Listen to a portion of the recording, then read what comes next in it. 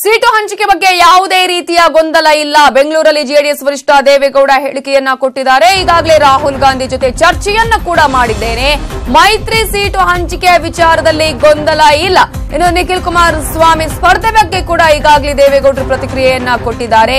ನಿಖಿಲ್ ಈಗಾಗಲೇ ಮುಂದೆ ಹೋಗ್ತಿದ್ದಾನೆ, ಇನ್ನು ಯಾವ ಪ್ರಶ್ನೆ ಇನ್ನೇನಿದೆ ಅನ್ನುವಂತಹ ಮಾತನ್ನ ಕೂಡ ಈಗಾಗಲೇ ಜೆಡಿಎಸ್ ವರಿಷ್ಠ ದೇವೇಗೌಡರು ನೀಡಿದ್ದಾರೆ.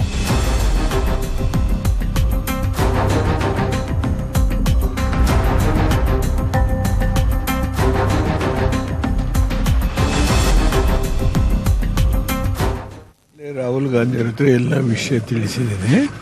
ನಾಳೆ ಕಾಂಗ್ರೆಸ್ ಲೀಡರ್ಸ್ ಹೋಗ್ತಾರೆ. ಸೀಟ್ ಹಂಚಿಕೆ ಸುಗಮವಾಗಿ ಆಗುತ್ತೆ. ಏನಂತ ಬಿರಿಸಿ ಒಬ್ರಿಗೊಬ್ರಿಗೆ ಏನು ತಿಕ್ಕಾಟ ಇಲ್ಲ, ಒಟ್ಟಾಗೆ ಮಾಡ್ತೀವಿ, ಏನು ತೊಂದರೆ ಇವರಾಮ. ನಮ್ಮ ಹುಡುಗನ್ ನಿಖಿಲ್ ದಾಲೆ ಮುಂದೆ ಹೋಗ್ತಾ ಇದ್ದಾರೆ. ಪ್ರಶ್ನೆ ಇನ್ನೇನಿದೆ, ಮತ್ತಿನ್ನೇನಿಲ್ಲ. ಆಗ್ಲೇ ರಾಹುಲ್ ಗಾಂಧಿ ಹತ್ರ ಎಲ್ಲ ವಿಷಯ ತಿಳಿಸಿದ್ದೇನೆ. ನಾಳೆ ಕಾಂಗ್ರೆಸ್ ಲೀಡರ್ಸ್ ಹೋಗ್ತಾರೆ. ಸೀಟ್ ಹಂಚಿಕೆ ಸುಗಮವಾಗಿ ಆಗುತ್ತೆ. ಏನಂತ ಬಿರಿಸಿ ಒಬ್ರಿಗೊಬ್ರಿಗೆ ಏನು ತಿಕ್ಕಾಟ ಇಲ್ಲ, ಒಟ್ಟಾಗೆ ಮಾಡ್ತೀವಿ, ಏನು ತೊಂದರೆ ಇವರಾಮ. ನಮ್ಮ ಹುಡುಗನ್ ನಿಖಿಲ್ ದಾಲೆ ಮುಂದೆ ಹೋಗ್ತಾ ಇದ್ದಾರೆ. ಪ್ರಶ್ನೆ ಇನ್ನೇನಿದೆ, ಮತ್ತಿನ್ನೇ.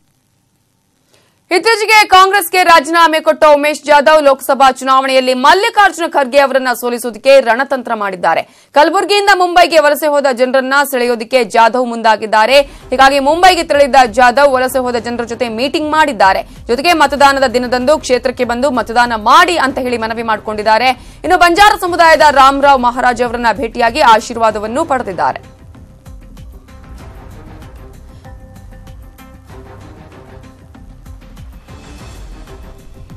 ಮುಂಬೈಗೆ ನಾನು ನಮ್ಮ ರಾಮರಾವ್ ಮಹಾರಾಜರು ಭೇಟಿಯಾಗಿ ಅಲ್ಲೊಂದು ನಮ್ಮ ಎಲ್ಲ ವೆಲ್ ವಿಷರ್ ಜೊತೆ ಡಿಸ್ಕಷನ್ ಮಾಡಿ ನಾನು ಬಂದಿದ್ದೀನಿ.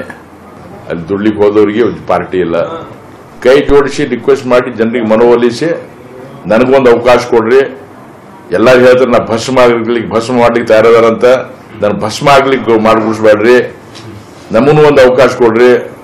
ಒಬ್ಬ ವೈದ್ಯನಾಗಿ, ಫ್ರೀಡಮ್ ಫೈಟರ್ ಮಗನಾಗಿ ನಾನು ನನ್ನ ವರ್ಚಸ್ ಕೆಲಸನೂ ಮಾಡಿ ತೋರಿಸೀನಿ. 6 ವರ್ಷದಾಗ ನಾನು ಅಧಿವೇಶನ ಎಷ್ಟು ಅಟೆಂಡ್ ಮಾಡೀನಿ, ಸೋಷಿಯಲ್ ನಮ್ಮ ಕ್ಷೇತ್ರದ ಕೆಲಸ ಮಾಡೀನಿ. ನಮ್ಮ ಕ್ಷೇತ್ರ ಜನರಿಗೆ ಒಂದು ವೇಳೆ ಯಾರಿಗಾದ್ರೂ ನನ್ನ ಬಗ್ಗೆ ಸಂಶಯ ಬಂದ್ರೆ ನಮ್ಮ ಕಾಮನ್ ಮ್ಯಾನ್ ಕೇಳಿ ತಿಳ್ಕೋಬಹುದು. ನಮಗೊಂದು ಅವಕಾಶ ಕೊಡ್ರಿ.